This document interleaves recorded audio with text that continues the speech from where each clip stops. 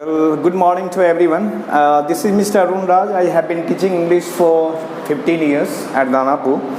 It is a small city of Patna, and where I have trained more than 10,000 students. Today, actually, basically हम देखते क्या है कि student को problem होती है, कहाँ पे प्रॉब्लम होती है, कैसे हम सेंटेंस को फॉर्म करते हैं हिंदी की तरह।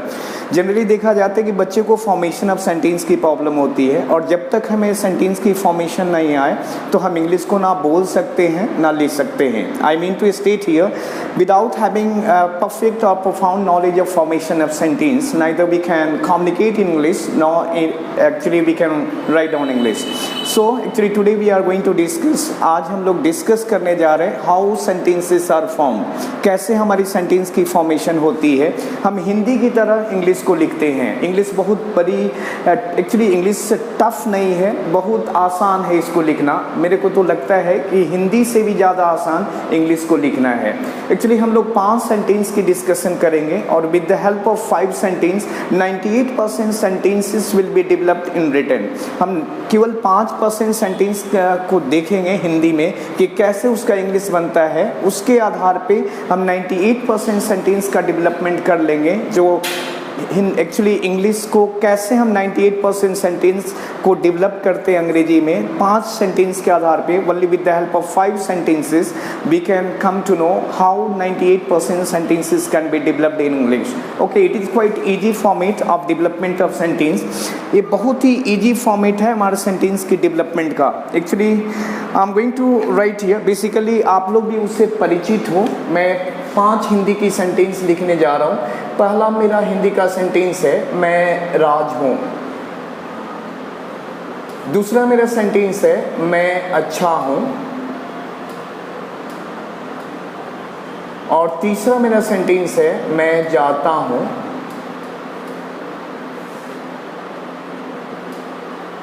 और चौथा सेंटेंस है, मैं जा सकता हूँ।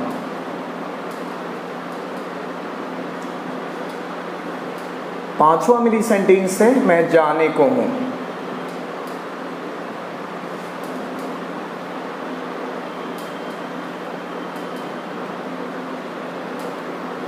हमारे पास 5 सेंटेंस है। With the help of 5 sentence we can develop 98% sentence.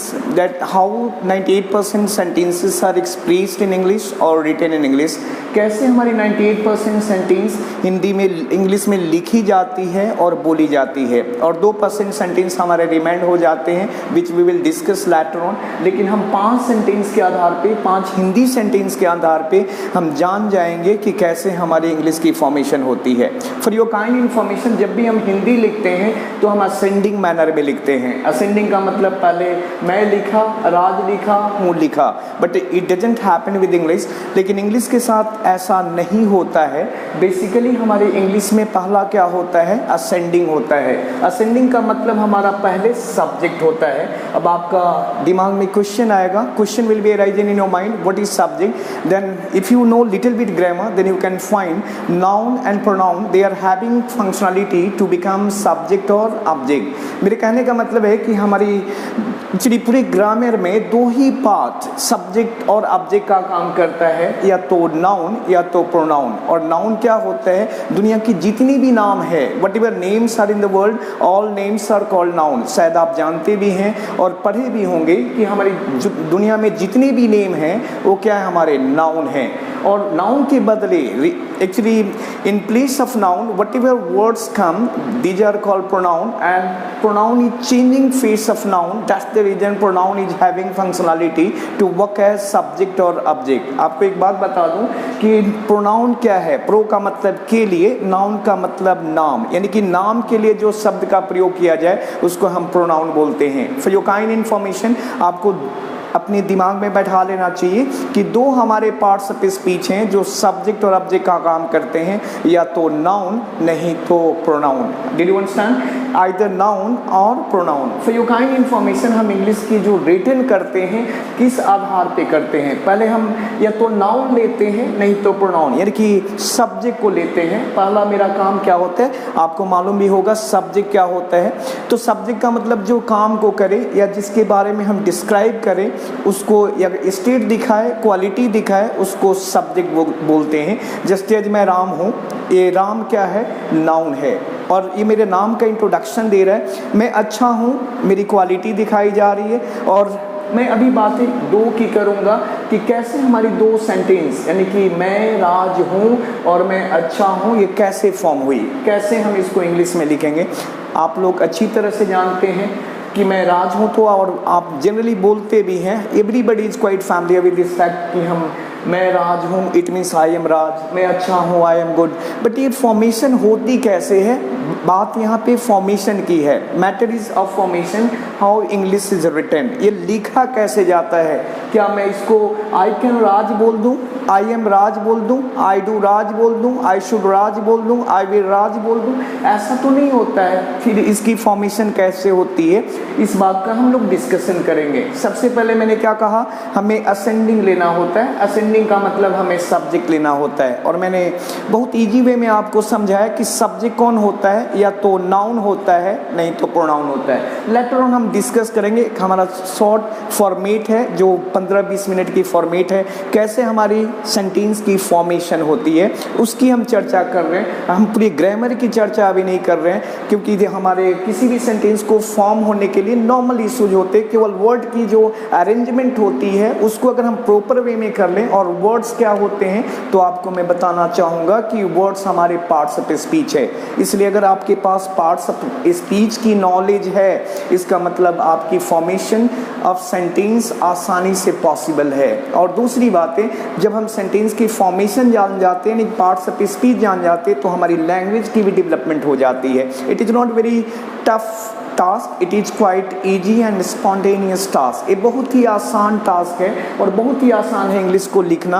Hindi से ज़्यादा आसान इंग्लिश का लिखना है, बस थोड़ी सी आप दिमाग लगाइए और आसानी से असेंडिंग और डिसेंडिंग, जो बहुत ही ईजी फॉर्मेट है फॉर्मेशन ऑफ सेंटेंस का, जो बहुत ही ईजी फॉर्मेट है। तो मैं कहना क्या चाहूँगा कि पहले हम लोग क्या लेंगे, आई लेंगे। आई के बाद हम लोग कहाँ, यानी कि आई का मतलब मेरा सब्जेक्ट है, उसके बाद मैं हूँ पे जा रहा हूँ, यानी कि हूँ।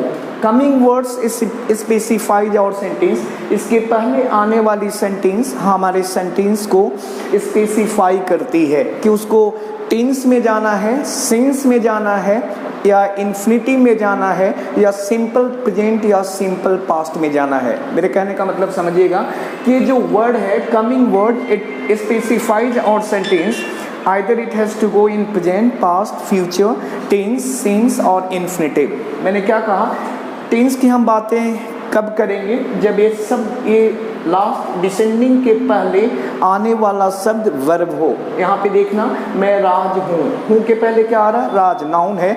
अगर यहाँ पे नाउन आता है, either नाउन कम्स और adjective comes, it means we will talk about simple present और सिंपल पास्ट। हम किसकी बातें करेंगे, सिंपल प्रेजेंट और सिंपल पास्ट की बातें करेंगे। क्लियर? यहाँ पे मैंने कहा थोड़ा देर पहले कि यहाँ पे मैंने कैन क्यों नहीं लगाया, यहाँ पे हैव हैज क्यों नहीं लगाया, क्योंकि आने वाला मेरा शब्द क्या है, तो नाउन है। यहाँ पे भी आने वाला शब्द मेरा क्या है, एडजेक्टिव है। और आपको बता दूँ एडजेक्टिव क्या होता है, a word that shows quality of either noun or pronoun is called adjective। हमारा एडजेक्टिव में भी हमने डिस्कशन करा है कि एडजेक्टिव दो तरह से क्वालिटी को, एक्चुअली इट शोज क्वालिटी और क्वांटिटी ऑफ आइदर नाउन और प्रोनाउन। ये क्वांटिटी और क्वालिटी को दिखाता है किसका, या तो नाउन का या प्रोनाउन का। तो अगर मैंने आपसे कहा कि आप अच्छे हैं तो ये आपकी क्वालिटी है। यहाँ 5 पेन है, they are 5 pen here, pens here, तो ये 5 क्या हमारा क्वांटिटी है। तो मैं डिटेल में नहीं जाना चाहूँगा, हमें यही देखना है कि यहाँ पे आने वाला जो शब्द है या तो नाउन है या एडजेक्टिव है। अगर ये नाउन या एडजेक्टिव है तो हम सिंपली सिंपल प्रेजेंट या सिंपल पास्ट की बातें करेंगे, हम टेंस की बातें नहीं करेंगे। और आपको बता दूं, बहुत सारे टीचर इसको बहुत डिटेल में पढ़ाते हैं कि टेंस का simple present it is very tough. No, actually जब भी हमारा शब्द के पहले नाउन, आइदर नाउन और adjective come, we talk about simple present, और simple present is equal to we talk about is, are, am. हम किसकी बातें करते हैं, is, are, am. If it is the matter of present, अगर यहाँ पे है, हो, हु है।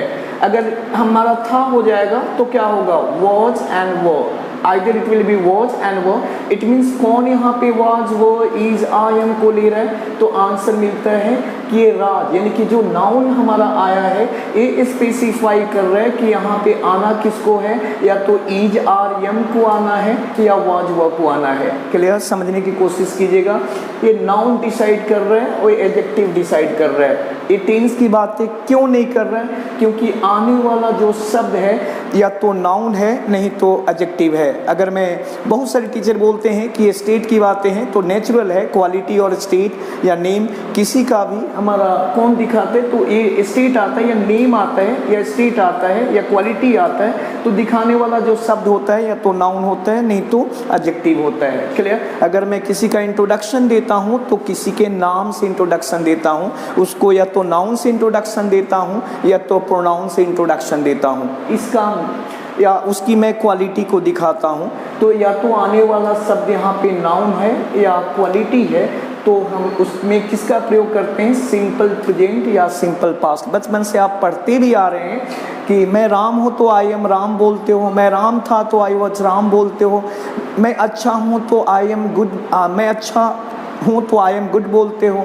मैं अच्छा था तो आई वॉज गुड बोलते हो। क्यों बोलते हो भाई, क्वेश्चन तो ये एराइज होता है ना, इसलिए बोलते हो कि आने वाला जो हो के पहले शब्द है, जो वर्ड है वो क्या है, या तो नाउन है नहीं तो एडजेक्टिव है। और नाउन और एडजेक्टिव को normally what is called in grammar, it is called object. अभी हमारी सेंटेंस कैसे आई, 1 2 3, यानी कि हमारा असेंडिंग प्लस डिसेंडिंग तैयार हो गया।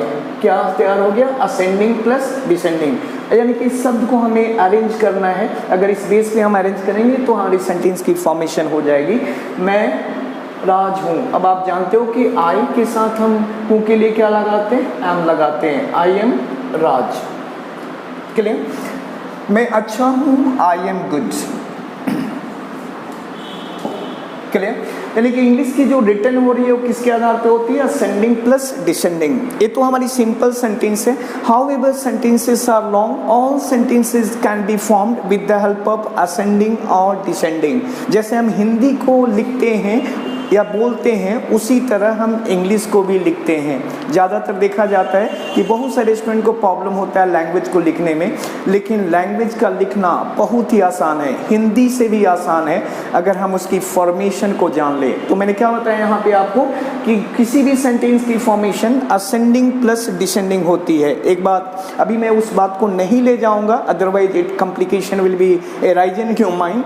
आपके दिमाग में कॉम्प्लिकेशन आना शुरू हो जाएगा, क्योंकि अगर किसी सेंटेंस की सब्जेक्ट बरी होती है तो किसके आधार पे बरी होती है, प्रेपोजिशन के आधार पे बरी होती है। अगर किसी सेंटेंस की ऑब्जेक्ट बरी होती है तो किसके आधार पे बरी होती है, प्रेपोजिशन के आधार पे बरी होती है। अगर किसी सेंटेंस की डिस्क्रिप्शन हम बनाते हैं, उसकी एक्शन को डिटेल करते हैं, तो वहाँ पे वो किसके आधार पे सेंटेंस हमारा कम्प्लेक्स बनता है, तो इन्फिनेटिव और जेरेंड के आधार पे होता है। अब आपके दिमाग में आएगा कि ये इन्फिनेटिव और जेरेंड क्या है, इतनी अभी दिमाग नहीं लगाना है, आपको थोड़ी सी दिमाग लगाना। Later on we will discuss on that, हम डिटेल में जब पढ़ाएंगे तो मैं क्लियर करूंगा। एक सिंपल सा लॉजिक है जो मैं आपके सामने रखना चाहता हूं, और मैं जानता हूं कि अगर इस लॉजिक को आप प्रैक्टिस करें तो English will be quite easy and it will be easier than Hindi, आपके हिंदी से भी ज़्यादा आसान हो जाएगी। तो मैं यहाँ पे एक बड़ी सेंटेंस की बातें करने जा रहा हूँ। शिक्षा, हमने लिखा शिक्षा, या मैंने तुम लिखा, तुम मेरी जीवन में सफलता पाने के लिए आवश्यक हो। मैंने क्या कहा, English will be written ascending plus descending manner. मैंने एक सिंपल सी सेंटेंस लिखी जो आप जानते भी हैं, आज सब लोग जानता है बेसिकली, मैं राज हूँ तो आई एम राज, मैं अच्छा हूँ तो आई एम गुड। लेकिन अब थोड़ी सी बड़ी सेंटेंस मैंने यहाँ पे रखा, और इसकी भी फॉर्मेशन मैं उसी वे में करूँगा जिस वे में असेंडिंग प्लस डिसेंडिंग एक छोटी सी सेंटेंस की हमने अरेंजमेंट करी, फॉर्मेशन करी, उसी तरह से मैं बड़ी सेंटेंस की भी अरेंजमेंट करूँगा जो सबसे आसान बना देगी आपके आपके इंग्लिश को और इंग्लिश के रिटन को और कम्युनिकेशन को, क्योंकि जब हम लिखते हैं, जो हम लिखते हैं, जो सोचते हैं वही बोलते हैं। कुछ हम ज़्यादा सोचते नहीं और कुछ ज़्यादा बोलते नहीं। तो अब आपसे मैं पूछूं तो इंग्लिश कैसे लिखी जाएगी? आप भी यही बात बोलोगे, सर आपने तो बोला था कि असेंडिंग प्लस डिसेंडिंग लगा दो, तुम मेरे जीवन में सफलता पाने के लिए आवश्यक हो। मैंने क्या कहा, इंग्लिश कैसे लिखी जाएगी? तो आंसर मिलता है, सर आपने तो बोला कि असेंडिंग प्लस डिसेंडिंग डाल दो, इंग्लिश की अरेंजमेंट हो जाएगी। नेचुरल है, डाल दो इसको। कौन आवश्यक हो? जो भी सेंटेंस आपकी आती है, आपको सब्जेक्ट की जानकारी होनी चाहिए। मैं आपको बताना चाहूँगा कि सब्जेक्ट होता क्या है, एकदम short, in short we can understand. Subject means कर्ता means doer, whatever action is perform, about whatever action description is given, those words are called subject। मैंने क्या कहा, हिंदी में मैं बताना चाहूँगा कि जो काम करे कर्ता, जिसके बारे में हम डिस्क्रिप्शन दे वो भी करता। राम अच्छा है तो अच्छा कौन है? राम है। राम जा रहा है तो एक्शन कौन कर रहा है? राम कर रहा है। मैंने क्या कहा थोड़ा देर पहले कि जो नाउन को रिप्लेस करके शब्द आती है, यानी कि प्रो प्लस नाउन, यानी कि नाउन के लिए जो शब्द का प्रयोग, प्रो का मतलब के लिए होता है, नाउन का मतलब नेम होता है, यानी कि नाम के लिए जो शब्द का प्रयोग किया जाता है उसको प्रोनाउन कहा जाता है। फॉर योर काइंड इंफॉर्मेशन, दो ही हमारे पार्ट्स ऑफ स्पीच सब्जेक्ट और ऑब्जेक्ट का काम करते हैं, आइदर नाउन और pronoun. In short I will state here, subject क्या होता है? जिसके बारे में आप डिस्क्रिप्शन देते हैं, इंट्रोडक्शन देते हैं, या जिससे आप एक्शन करवाते हैं, वही सब्जेक्ट होता है। ध्यान से सुनिएगा मेरे दोस्त, जिसके बारे में आप डिस्क्रिप्शन देते हैं या जिससे एक्शन करवाते हैं वही हमारा सब्जेक्ट होता है। मैं डिटेल में नहीं जाऊंगा, अदरवाइज सब्जेक्ट की बातें बहुत हो जाएगी। सब्जेक्ट का मतलब प्रजा भी होता है, सब्जेक्ट का मतलब विषय भी होता है, और ग्रामर की भाषा में सब्जेक्ट का मतलब डूअर, इट मीन्स कर्ता होता है।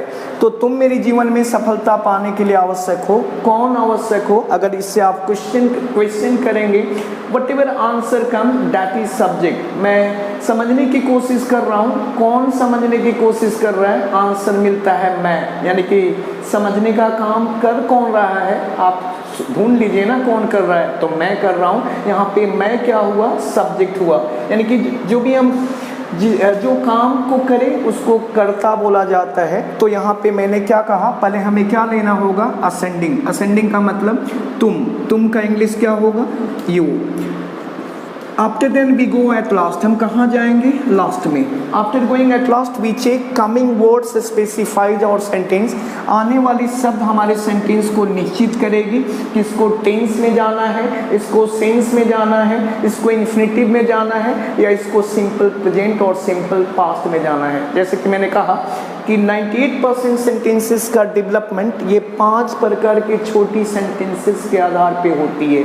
98% sentences are developed with the help of five sentences, whatever which are used in communication, written, even in competition too. Clear? जो हमारे कंपटीशन में भी यूज किए जाते हैं। तो ध्यान दीजिएगा, तुम मेरे जीवन में सफलता पाने के लिए आवश्यक हो। आपने क्या लिया? तुम के बाद कहाँ गए? है के पहले आने वाला शब्द क्या एक्शन है? एक्शन समझते हो ना, जो आप काम करते हो एक्शन होता है। मैं जाता हूँ, कौन सा काम कर रहा हूँ? जाने का। मैं लिखता हूँ, कौन सा काम कर रहा हूँ? लिखने का।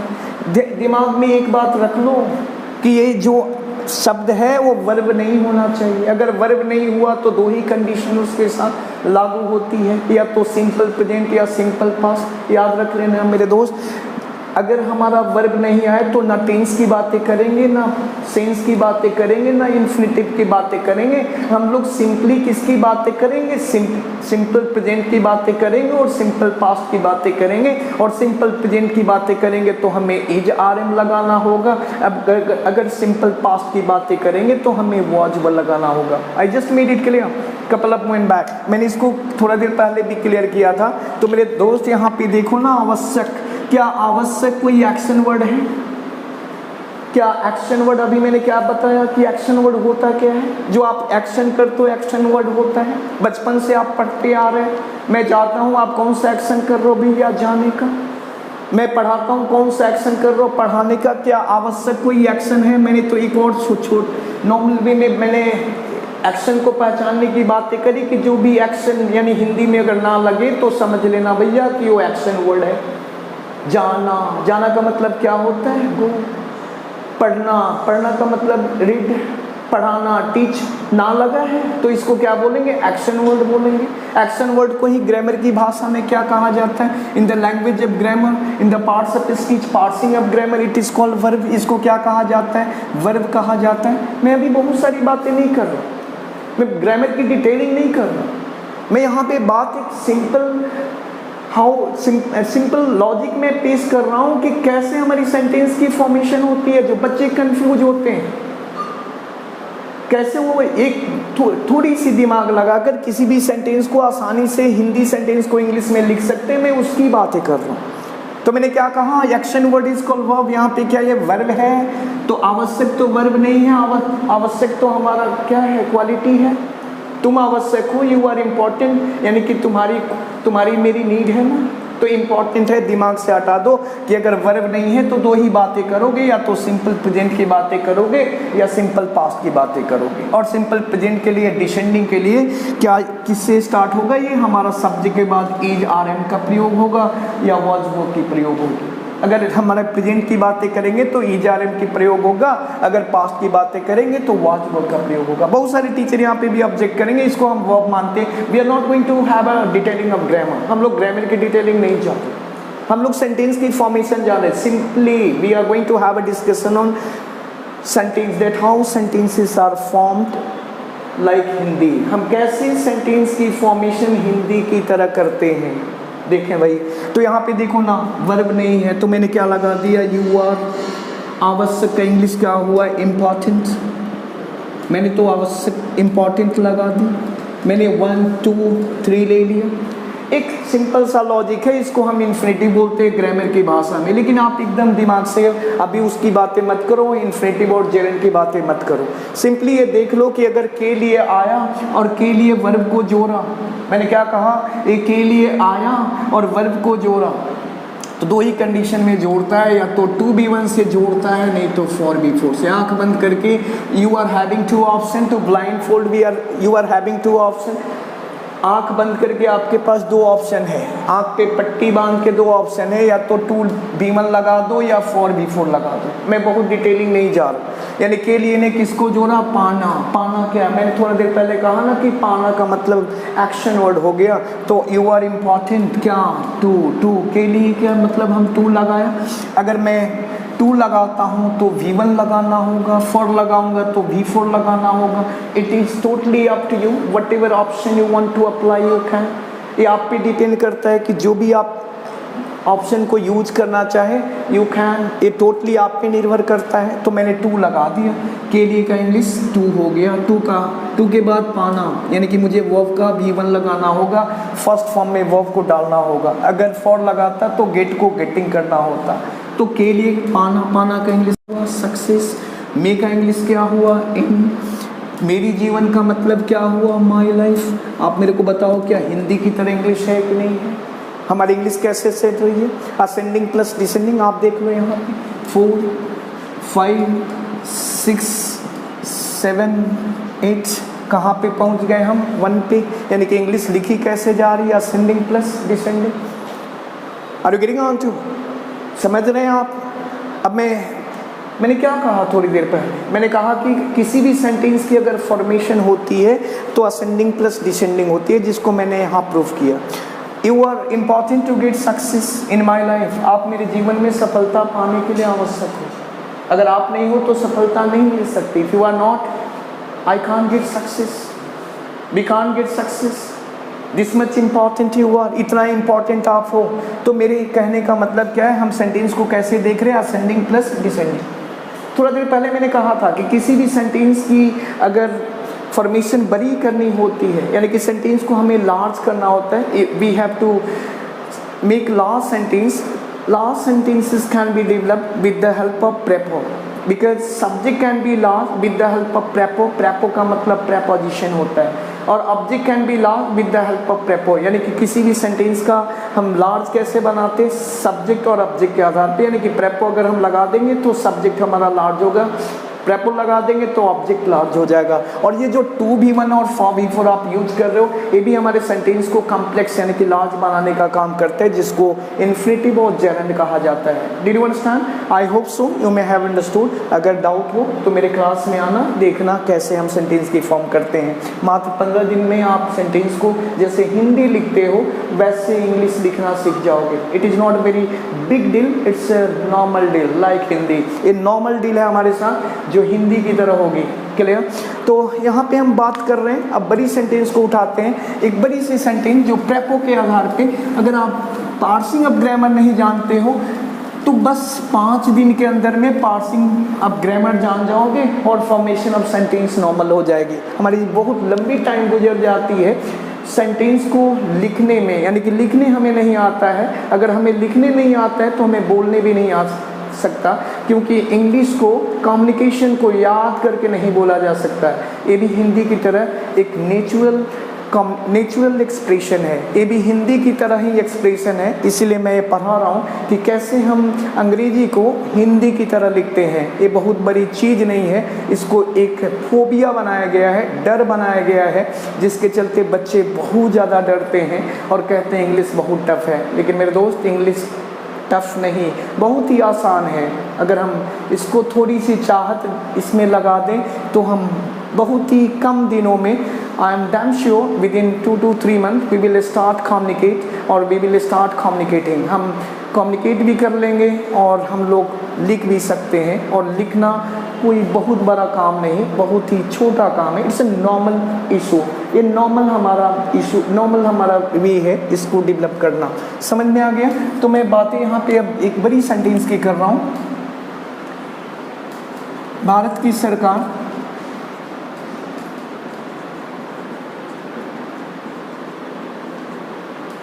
भारत में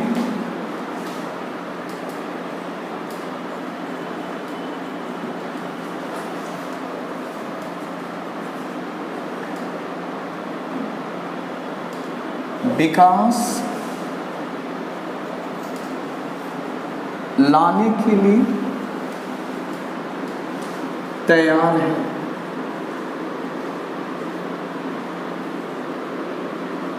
मैंने क्या कहा? कितनी भी बड़ी सेंटेंस क्यों ना हो, हमें चलना कैसे है? Ascending plus descending. मैंने क्या कहा थोड़ी देर पहले? मैंने यही कहा कि उस सेंटेंस से आप सवाल करो, जो सवाल करोगे जो जवाब मिलेगा वही हमारा सब्जेक्ट होगा। तो कौन तैयार है?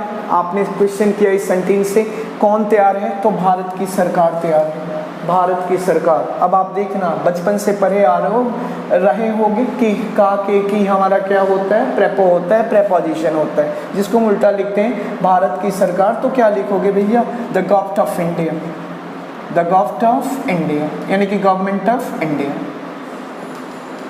Did you understand? आपको मैंने क्या कहा था कि हमें चलना कैसे है? असेंडिंग प्लस डिसेंडिंग, यानी मुझे सब्जेक्ट मिल गई, अब मुझे लास्ट में जाकर चेक करना है। After checking out we are just going to specify our sentence. वहाँ पे चेक करने के बाद, यानी कि लास्ट वर्ड, यानी कि लास्ट है कि पहले वर्ड हमारी सेंटेंस को स्पेसिफाई करेगी कि उसको टेंस में जाना है, सेंस में जाना है, इन्फिनिटिव में जाना है, या नॉर्मली सिंपल प्रेजेंट या सिंपल पास्ट में जाना है। मैंने क्या कहा? मात्र 5 तरह की सेंटेंस अगर आपकी फॉर्मेशन में आ गई, आपको फॉर्मेट करने आ गया, आप पूरे 98% सेंटेंस की डेवलपमेंट कर लेते हो। बहुत आसान हो जाती है। 98% कमांड आपके रिटर्न पे हो जाता है सेंटेंस के आधार पे, और लैंग्वेज की डेवलपमेंट हो जाती है। तो कौन आवश्यक है, कौन तैयार है भैया? तो आपने बताया भारत की सरकार, government of India, government of India, it means government of India, the government of India. यहाँ पे देखो ना, तैयार, क्या तैयार एक्शन वर्ड है? तुमने कहा नहीं सर, तैयार तो एक्शन वर्ड नहीं है, तैयार तो एक्शन वर्ड नहीं है, वहाँ पे नाम भी नहीं है, यहाँ पे तो क्वालिटी है, यानी कि उसकी क्वालिटी है। तो तैयार की इंग्लिश क्या हो जाएगी? रेडी, हमारी रेडी। के लिए आंख बंद करके देखना, वर्ब नहीं है तो सिंपली क्या लगाओगे? या तो प्रेजेंट के लिए सिंपल प्रेजेंट के लिए इजारम लगाओगे, सिंपल पास्ट के लिए वॉज लगाओगे। The government of India is ready के लिए। अभी थोड़ा देर पहले मैंने आपको बताया ना, टू बी वन या फॉर बी फोर। देख लो, अगर के लिए वर्ब को जोड़ता है, वेनेवर के लिए joins verb, it can join verb with the help of either to be one और फॉर बी फोर, या तो टू बी वन से जोड़ेगा, नहीं तो फॉर बी फोर से जोड़ेगा। आपने टू से लगा दिया तो टू, क्या करना है भाई, लाना। लाना का इंग्लिश आप भी जानते हो क्या होता है, ब्रिंग होता है। क्या लाएगी भाई, विकास। विकास का इंग्लिश क्या होता है, डेवलपमेंट होता है। क्या होता है, डेवलपमेंट होता है। कहाँ पे ला रही है, मे का मतलब क्या होता है, इन। मे का मतलब इन होता है, और भारत का मतलब इंडिया। मैंने क्या लिखा, देखो ना आप यहाँ पे देख लो, 1 2 3 1 2 3 4 5 6 7, क्लियर। हम कहाँ पे पहुँच गए, 1 पे।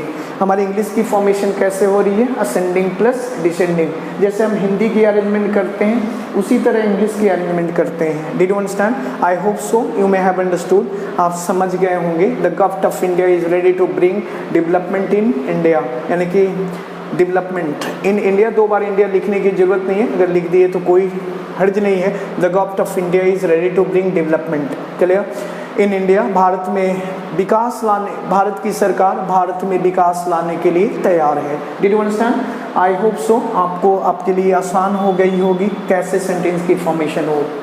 तो मैंने क्या कहा, हमारा पहले 2 सेंटेंस की हमने बातें करी।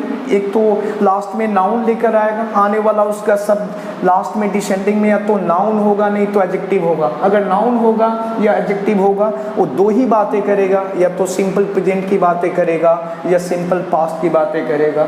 सिंपल प्रेजेंट के लिए हम लोग इज आर एम का प्रयोग करेंगे और सिंपल पास्ट के लिए हम लोग वाज वर का प्रयोग करेंगे। Did you understand? अब हम दूसरी, तीसरी, चौथी 2 सेंटेंस को और देखते हैं। एक सेंटेंस के आधार पे पूरी सेंटेंस हमारी क्लियर हो जाएगी। अब हम वर्ब की बातें करेंगे कि लास्ट में जब वर्ब आता है तो कैसी बातें करता है, क्या बातें करता है। वो एक्शन की बातें करता है, और एक्शन जब भी आता है तो 3 ही कंडीशन में आता है।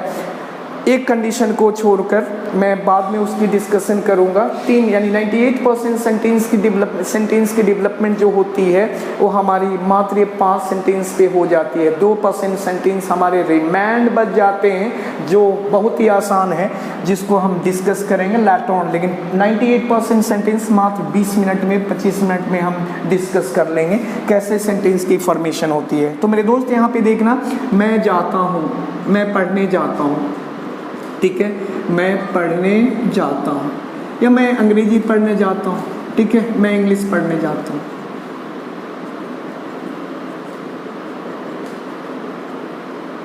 जाता हूँ, क्लियर।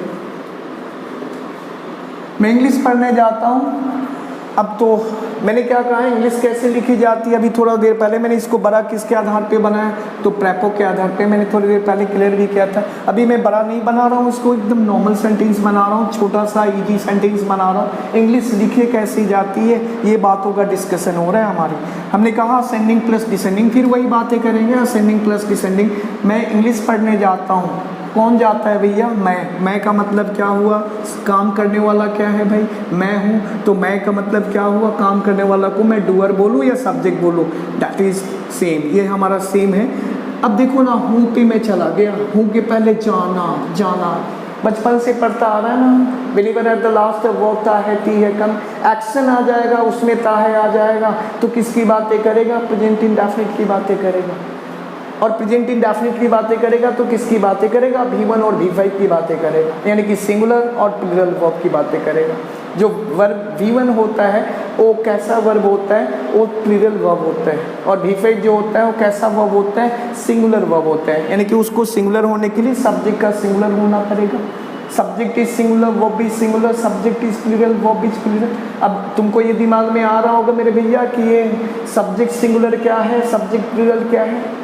जब एक की बातें करोगे तो सिंगुलर कहा जाएगा, एक से ज़्यादा की बातें करोगे, एक से ज़्यादा काम करेंगे तो प्लूरल कहा जाएगा। अब नाउन कौन सी हमारी प्लूरल होती है, सिंगुलर। ये तो बहुत डिटेलिंग की बात है, हमें तो फॉर्मेशन ऑफ सेंटेंस की बातें करनी है अभी, हमें पूरे ग्रामर की डिटेलिंग नहीं करनी है, क्योंकि मुझे आपको 5 मिनट में, 10 मिनट में, बहुत स्पैन ऑफ टाइम में ये दिखा देना है कि इंग्लिश का जो रिटर्न है बहुत ही आसान है, बहुत बड़ा टफ काम नहीं है। सालों भर 2 साल पढ़ते पढ़ते भी डेवलप नहीं हो पाता है, जिसको हम 20 से 25 मिनट में डेवलप कर लेंगे, लेकिन उसकी थोड़ी सी जानकारी होनी चाहिए। जिसको थोड़ी सी भी जानकारी है उसके लिए आसान है, लेकिन बहुत सारे टीचर उस चीज़ को नहीं दिखा पाते हैं। तो जिसको मैं अभी दिखाने की कोशिश करूँगा, तो मैंने क्या कहा कि मैं जाता हूँ। मैंने थोड़ा देर पहले कहा, लास्ट में देख लेना, आने वाली शब्द हमारे सेंटेंस को स्पेसिफाई करती है। जाता हूँ, जाना क्या है भैया? एक्शन है। बचपन से पढ़ते आ रहे हो, जब भी वर्ब के अंत में ता है ती है लग जाए तो प्रेजेंट इंडेफिनिट, रहा है रही है लग जाए प्रेजेंट कॉन्टिन्यूअस, या है ये है लग जाए प्रेजेंट परफेक्ट, ता थे ती थी या ये ही दैट इज पास्ट इंडेफिनिट, रहा था रहे थे पास्ट कंटिन्यूअस, या था ये थे पास्ट परफेक्ट, ता रहा था थे रहे थे पास्ट परफेक्ट कंटिन्यूअस, आगेगी फ्यूचर।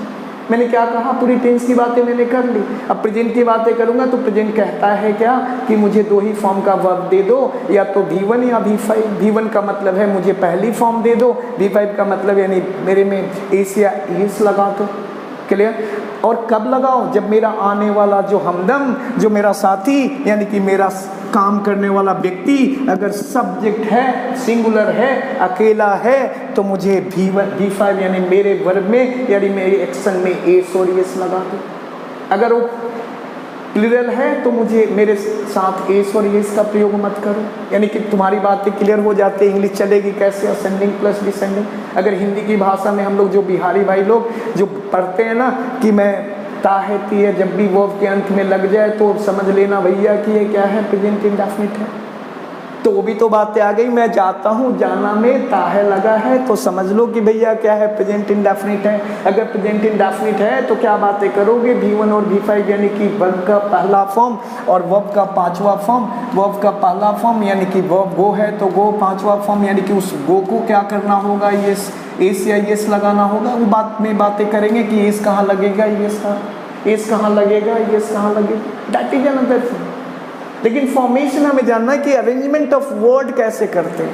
बस अरेंजमेंट ऑफ वर्ड, जैसे हिंदी की वर्ड की अरेंज होती है किसी मीनिंगफुल सेंटेंस के डेवलपमेंट के लिए, उसी तरह से अंग्रेजी में भी शब्दों का चयन होता है मीनिंगफुल सेंटेंस की डेवलपमेंट के लिए। बस मैं उसकी बातें कर रहा हूँ, मैं ग्रामर की बातें नहीं कर रहा हूँ, मैं अरेंजमेंट ऑफ वर्ड्स की बातें कर रहा हूँ जो कंप्लीट मीनिंगफुल सेंटेंस का डेवलपमेंट करते हैं। तो ये कहा कि मेरा अगर मैं सब्जेक्ट सिंगुलर रहूं तो मेरा आने वाला दोस्त, मेरा आने वाला प्यार, मेरा आने वाला जो भी है वो सिंगुलर होगा। अगर मैं प्लूरल रहूं तो मेरा आने वाला जो भी एक्शन है वो कैसा होगा भैया? प्लूरल होगा। मैंने कहा मैं, ग्रामर कहता है कि मैं अभी पहले बात को लिख दूं तो यहाँ दो के लिए क्या लिखना होगा भैया? V1 और V5। पढ़ने जाता है, अब देखो ना, वह अंग्रेजी पढ़ने जाता, पहले जाएगा तब तो पढ़ेगा। अभी एक तो जाया गया, क्लियर, और उसके बाद क्या पढ़ा? क्या पढ़ा भाई? इंग्लिश पढ़ा। तो मैंने यहाँ पे अब इसकी बातें थोड़ा सा ध्यान देना तो हो जाएगा। मैं ऑब्जेक्ट डाल दिया, ऑब्जेक्ट नहीं भी आया तो नथिंग इज मैटर, मैं उसको लेटर ऑन डिस्कस कर लूँगा। फिर एक से ज़्यादा वर्ब आएगी, 2V1 या V4 करा प्लस ऑब्जेक्ट करा, थोड़ा सा बड़ा कर दिया मैं, तो कोई नहीं, अभी छोटा से फिर बड़ा कर लेंगे। तो मैं जाता हूँ, पहले देख लेना भैया ये जाना क्या है? वर्ब है। कौन जा रहा है? तो मैं कैसा हूँ? तो मैं को ग्रामर कहता है कि मैं तो प्लूरल हूँ। कब प्लूरल हूँ? मैं केवल प्रेजेंट में प्लूरल हूँ, मैं पास्ट में प्लूरल नहीं हूँ, क्योंकि मैं पास्ट में आई के साथ वॉज बन जाता हूँ, क्लियर। लेकिन प्रेजेंट में कंप्लीटली प्लूरल हूँ, आई के साथ मैं एम बन जाता हूँ, आई के साथ मैं V1 ले लेता हूँ, आई के साथ मैं हैव ले लेता हूँ, क्लियर। तो ये कहता है कि मैं केवल पास्ट में, सिंपल पास्ट में सिंगुलर हो जाता हूँ, लेकिन मैं प्रेजेंट में कैसा रहता हूँ? प्लूरल रहता हूँ। मेरा जो साथी आने वाला होता है, मैं दो बन जाता हूँ तो आने वाला भी साथी दो बन जाते हैं, यानी प्लूरल बन जाता है। समझ में आ गया भैया? तो मैं क्या हूँ भाई? मैं प्लूरल हूँ ग्रामर की भाषा में। तो आई जाता हूँ, जाओगे ना, एम तो लगाना नहीं है, V1 या V5 लगाना है। मैं जाता हूँ, आई गो टू, क्या करने जाते हो भैया? पढ़ने जाते हो। आई गो टू स्टडी, क्या पढ़ते हो जाके वहाँ पे? तो मैं इंग्लिश पढ़ता हूँ, आई गो टू स्टडी इंग्लिश। अब यहाँ पे देखो फिर एक बात आएगी कि वर्ब के बाद ऑब्जेक्ट आना, तो मैं आई गो टू रेबल, मेरी कोचिंग का नाम रेबल है, तो मैं कहाँ जाता हूँ? मैं रेबल में जाता हूँ पढ़ने के लिए, तो I go to Rebel to study English. Did you understand? मेरी कोचिंग का नाम रेबल है, जो 15 साल से इंग्लिश में ट्रेन कर रहा है। 10,000 से ज़्यादा स्टूडेंट को ट्रेंड किया अभी तक, बहुत सारे हायर डेजिग्नेशन में। मैंने केवल इंग्लिश को सिखाया, कम्युनिकेट करना, इंटरव्यू के लिए दिया, रिटन के लिए दिया, डिस्क्रिप्टिव के लिए भी दिया। बहुत आसान है इंग्लिश।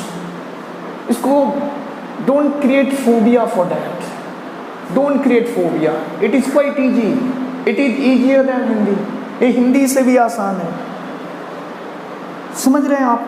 अब यहाँ पे मैंने क्या कहा, बदलेगा क्या भैया, ये बदलेगा अपने रूप को, टेंस बदल जाएगी। मैंने कहा मैं इंग्लिश पढ़ने जा रहा हूँ, तो क्या कर दिया आपने, I am going to study English. मैं इंग्लिश पढ़ने गया हूँ, I have gone to study English. Clear? मैं इंग्लिश पढ़ने जाता रहा हूँ, अब हम टेंस जान गए तो मेरी लैंग्वेज डेवलप हो रही है ना, सेंटेंसेस डेवलप हो रहे हैं। मैं अंग्रेजी पढ़ने गया हूँ, I have gone to study English. मैं अंग्रेजी पढ़ने जाऊँगा, I shall go to study English. ये चैनल बदल रहा है, ये वर्ब बदलेगी, रूप बदलेगा, एक्शन में कंटिन्यूटी आ जाएगी, रहा है रही आ गया। वर्ब में तो भैया इजारन की बातें करेंगे, या है ये है आ गया तो परफेक्ट इट में subject plus have plus V3 plus subject की बातें करेंगे। फॉर्मेशन कंस्ट्रक्शन सेंटेंस हमारी बदलती जाएगी और हमारा क्या हो जाएगा, सेंटेंस की अरेंजमेंट जो होगी वो सेम होगी। Formation ascending plus descending will be continue, that will be followed, वो फॉलो किया जाता, करते रहेंगे हम लोग, बस वही चलेगा। ठीक है, तो अब एक बड़ी सी सेंटेंस, अब मैंने कहा कि मैं तो अंग्रेजी पढ़ने के लिए जा सकता हूँ, I can go to study English. मुझे अंग्रेजी पढ़ने के लिए जाना चाहिए, I should go to study English. मुझे अंग्रेजी पढ़ने में जाने को भैया, ये इन्फिनिटिव की बात कर रहा है, I am to go to study English, या I am about to go to study English, या I have to go to study English. मैं धीरे बोलूं, मैं अंग्रेजी पढ़ने जाने वाला हूँ रेबल में, I am about to go to Rebel to study English. Clear?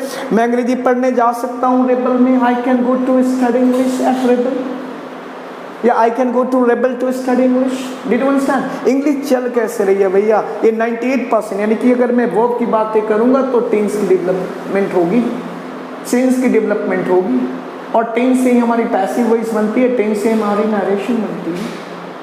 अगर मैं इन्फिनिटिव की बातें करूँ तो नरेशन भी इन्फिनिटिव में जाता है, टेंस भी इन्फिनिटिव में जाता है, सेंस भी इन्फिनिटिव में जाता है। यानी मैं बात किसकी कर रहा हूँ कि कैसे हमारी हिंदी की तरह इंग्लिश को लिखा जाता है। मैं एक बड़ी सी सेंटेंस आपके सामने रखता हूँ और एकदम ईजी वे में आप उसको कर लेंगे, आप करेंगे, मैं नहीं करूँगा, आप करेंगे। ठीक है, मैंने इस बात को फिर से रखा, भारत की सरकार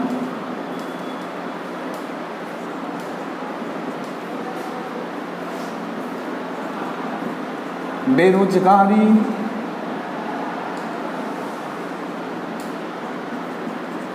की समस्या को दूर करने के लिए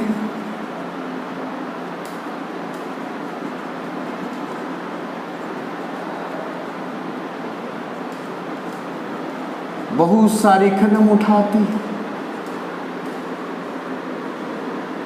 बहुत सारे कदम उठाती है। मैं तो इसको और बड़ा कर सकता हूँ, कौन उठाती है भैया, तो भारत की सरकार। मैंने क्या कहा था, असेंडिंग प्लस डिसेंडिंग, हमें जाना कैसे असेंडिंग प्लस डिसेंडिंग, कौन उठाती है भैया, तो भारत की सरकार। आपको सब्जेक्ट मिल गया, मैंने क्या कहा था थोड़ा देर पहले कि सब्जेक्ट अगर बड़ी होती है तो किसके आधार पे बड़ी होती है, subject can be large in with the help of preposition के आधार पे सब्जेक्ट को बड़ा करते हैं, ऑब्जेक्ट को बड़ा करते हैं। सेंटेंस बड़ी किसके आधार पे होती है, प्रेपोजिशन के आधार पे हो जाती है, इन्फिनिटिव के आधार पे हो जाती है, एडवर्ब के आधार पे हो जाती है। It means whatever these are the parts of speech, sentence can be large in with the help of parts of speech. अभी हम उसकी बातें नहीं कर रहे हैं, हमें बात जो करनी है उस किसकी करनी है, किसकी बातें कर रहे हैं, हम बात करें कैसे बड़ी सी बड़ी सेंटेंस को हम हिंदी की तरह लिखें। क्यों हम कंफ्यूज होते हैं, क्यों हमें नहीं लिखने आता है, ये बातें हम टेंस भी जानते फिर भी नहीं लिख पाते, हम सेंस भी जानते तब भी नहीं लिख पाते, हम छोटी सेंटेंसेस लिख पाते हैं, बड़ी सेंटेंसेस नहीं लिख पाते। बहुत आसान है, फिर कनेक्टर इसको जोड़ देगा, लैंग्वेज की डेवलपमेंट हो जाएगी। कनेक्टर का काम क्या है, जोड़ देना, सेंटेंस को जोड़ देना, जिसको हम कंजंक्शन बोलते हैं पार्सिंग ऑफ ग्रामर में। तो आप इस सेंटेंस को देखो, बहुत आसान हो जाएगी। भारत की सरकार बेरोजगारी की समस्या को दूर करने के लिए बहुत सारे कदम उठाती है। ठीक है, कौन उठाती है भैया, भारत की सरकार, द गवर्नमेंट ऑफ इंडिया। लिख दिया मैंने सब्जेक्ट, कहाँ जाऊंगा भैया लास्ट में। अब आपको थोड़ी देर पहले कहा ना कि एक्शन वर्ड के अंत में ता है ती है लग जाए, ये बचपन से हम लोग पढ़ते आ रहे हैं, मास्टर जी ने पढ़ाया था कि ता है ती है लग जाए भैया तो क्या हो जाएगा, हमारा प्रेजेंट इंडेफिनिट हो जाएगा। प्रेजेंट इंडेफिनिट होगा तो ना उससे इज से प्रेम है, ना आर से, ना एंड से, उससे प्रेम किससे है, V1 और V5 से। V1 का मतलब वर्ब का पहला फॉर्म और V5 का मतलब यानी कि उस वर्ब में हम ए से एस लगा देते हैं। कौन कहता है भैया, ये प्रेजेंट इंडेफिनिट कहता है। अब सरकार कितनी है, तो सरकार तो एक है। कैसी एक है, तो सिंगुलर, सिंगुलर होने के लिए उस वर्ब में क्या आना होगा, एस और एस आना होगा। तो उठाएगी ना, उठा ली, क्या उठाई, टेक, यानी कि पहला फॉर्म में हमने एस लगा दिया, यानी कि एक है इसलिए सिंगुलर होने के लिए एस लगा दिया। तो the government of India takes बहुत सारी कदम, हमने कहा सेवरल, सेवरल कदम, कदम का मतलब क्या हुआ, मैं नॉर्मल बातें कर रहा हूँ, स्टेप हुआ बहुत सारी कदम। मैंने क्या कहा था कि के लिए अगर वर्ब को जोड़ेगा, you are having two option, to be one of और बिफोर। के लिए का इंग्लिश क्या होगा भैया, टू, क्या लिए, दूर करना। दूर करना नहीं मालूम है इंग्लिश, कोई दिक्कत नहीं हो, तो वर्ड याद करने की चीजें हैं। इरेडिकेट का मतलब क्या हुआ, दूर करना। किसकी भाई, इरेडिकेट की क्या समस्या, इरेडिकेट क्या समस्या,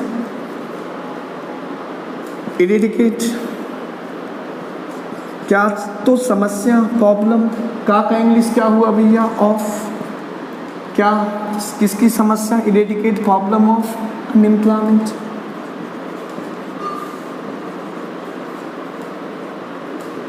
अब मुझे बताओ कि मैंने क्या किया, 1 2 3 1